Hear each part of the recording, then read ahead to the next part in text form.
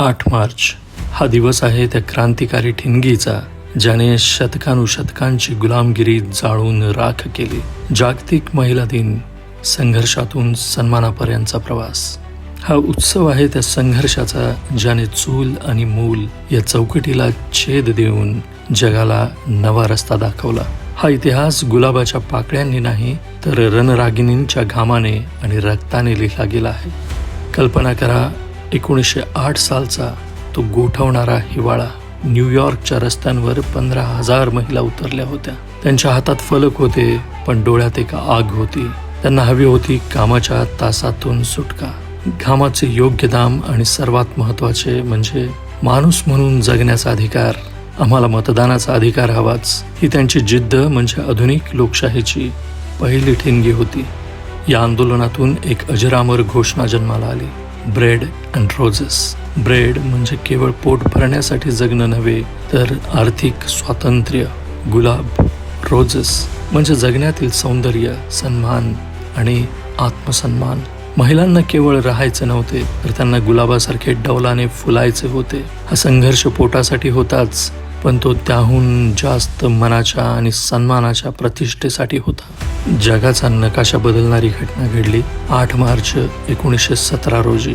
रशियातील हजारो महिलांनी bread and peace साठी संप पुकारला.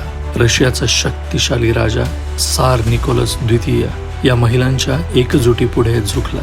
अवघ्या आठवड्याभरातच राजाला सत्ता सोडावी लागली. महिलांच्या एका आंदोलनाने अख्खं साम्राज्य उलथवून टाकलं.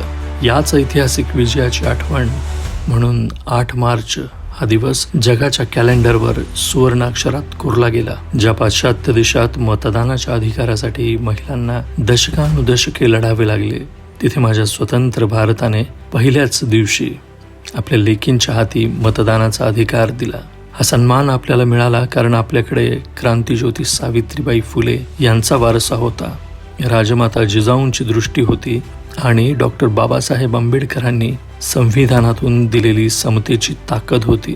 2026 ची संकल्पना, 2026 सालची संकल्पना आहे गिव्ह टू गेन.